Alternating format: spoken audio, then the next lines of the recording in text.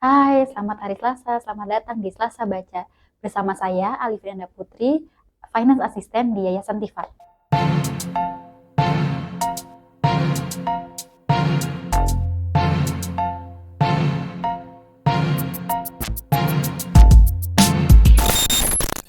Pernah nggak sih kalian pikirkan tentang mengelola keuangan? Mungkin ada yang berpikir tentang keahlian khusus atau mungkin pendidikan finansial. Nah, kalian tahu nggak sih kalau ternyata dalam mengelola keuangan itu kita tidak hanya mengandalkan kecerdasan, tetapi kita juga harus mengandalkan perilaku kita. Mungkin kalian masih bertanya-tanya, kok bisa mengelola keuangan tidak ada hubungan dengan kecerdasan melainkan perilaku? Nah, dalam buku The Psychology of Money, karya Morgan Housel, dia akan membagikan 19 cerita pendek. Nah, setiap cerita pendek kalian akan disuguhkan perspektif atau sudut pandang yang berbeda terkait dengan uang. Dari 19 cerita pendek, saya akan membahas 3 cerita yang menurut saya sangat menarik dalam buku ini. Cerita yang pertama, rasa cukup. Saya akan contoh kasus Gupta. Beliau ini merupakan pebisnis sukses dan salah satu direktur Goldman Sachs. Keberhasilan tersebut mendatangkan kekayaan besar. Pada 2008, kekayaan beliau aja mencapai 100 juta dolar. Keuntungan yang tak terbayangkan bagi banyakan orang. Beliau bisa aja melakukan apapun yang beliau inginkan dalam hidup. Tetapi yang beliau inginkan sepertinya bukan hanya memiliki 100 juta dolar, melainkan miliaran.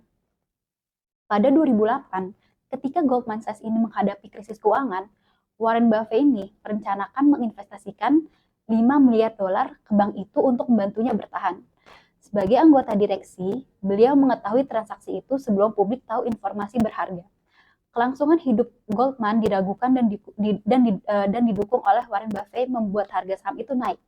Setelah Gupta mengetahui informasi tersebut, beliau pun menelpon manajer dana lindung nilai bernama Raja Ratnam. Raja Ratnam ini langsung membeli 175.000 saham Goldman Sachs. Selang tidak berapa lama, kesepakatan Goldman dan Warren ini diumumkan ke publik. Beberapa jam kemudian, saham Goldman ini naik harganya. Dan Raja Ratnam ini untung 1 juta dolar dengan cepat.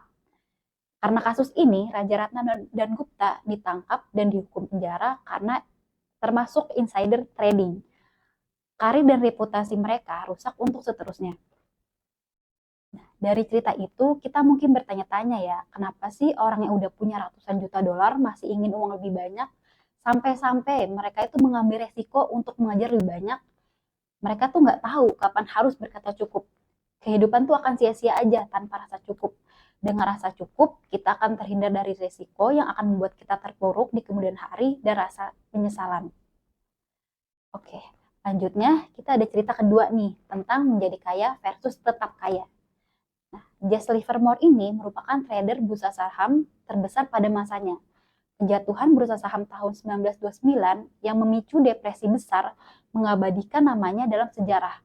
Lebih daripada sepertiga nilai bursa saham hilang dalam 1 minggu pada Oktober 1929, yang hari-harinya biasa kita sebut Black Monday, Black Tuesday, dan Black Thursday.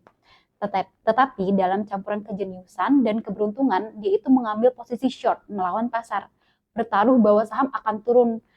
Dan dalam satu hari ini, JC ini mendapat untung setara 3 miliar dolar lebih. Dalam 1 bulan terburuk sepanjang sejarah bursa saham, Jesse ini menjadi salah satu orang paling kaya di dunia. 4 tahun kemudian, sesudah untung besar pada 1929, Jesse yang sangat percaya diri ini membuat taruhan makin lama makin besar. Nah, beliau akhirnya kebablasan, berutang makin besar, dan akhirnya kehilangan segalanya di bursa saham. Kesimpulan dari cerita Jesse ini adalah beliau ini merupakan orang yang sangat hebat dalam menjadi kaya dan payah dalam tetap menjadi kaya. Keberhasilan dalam keuangan dapat disimpulkan dalam satu kata, yaitu bertahan. Mendapat uang dan menyimpan uang itu dua keahlian yang berbeda. Menyimpan uang itu kan membutuhkan kebalikan dari pengambilan resiko. Diperlukan kerendahan hati dan rasa takut kehilangan atas apa yang didapat dengan cepat. Jadi diperlukan sikap hemat dan pengakuan bahwa setidaknya sebagian yang didapat itu karena keberuntungan. Jadi keberhasilan masa lalu itu tidak bisa kita andalkan terus berulang-ulang. Lanjut cerita ketiga, tentang kekayaan adalah apa yang kita tidak lihat. Kita tuh cenderung menilai kekayaan berdasarkan apa yang kita lihat, karena itulah mungkin informasi yang ada di depan kita ya. kita nggak bisa melihat rekening bank orang atau mungkin catatan utangnya. Jadi kita mungkin mengandalkan tampilan luar mereka untuk menakar keberhasilan finansialnya nih. Kayak contoh nih, kita lihat mobil mereka atau rumah mereka dan foto-foto di Instagram mereka. Nah, kapitalisme modern ini yang membangun industri dari membantu orang berpura-pura itu sampai menjadi suguhan. Namun, kebenaran adalah bahwa kekayaan itu bukan apa yang kita lihat. Kayak misalkan apa mobil mewah yang kita beli, berlian yang kita nggak bisa beli, arloji yang kita gunakan, pakaian yang kita tidak pakai itu sebenarnya apa yang kita tidak pakai atau kita tidak beli itu kekayaan aset yang belum diubah menjadi barang yang bisa kita lihat. Dari 3 cerita di atas dapat disimpulkan bahwa dalam mengelola keuangan itu kita harus lebih bijaksana, kita juga harus konsisten, rendah hati, dan juga percaya dengan diri kita sendiri. Nah, buku ini tuh sangat direkomendasikan karena banyak sisi lain yang mungkin belum kita temuin ya mengenai perilaku keuangan.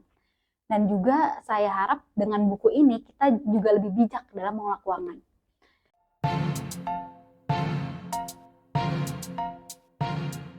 Terima kasih telah menyaksikan Selasa Baca kali ini. Saksikan episode lainnya hanya di YouTube Yayasan Tifa. Sampai jumpa.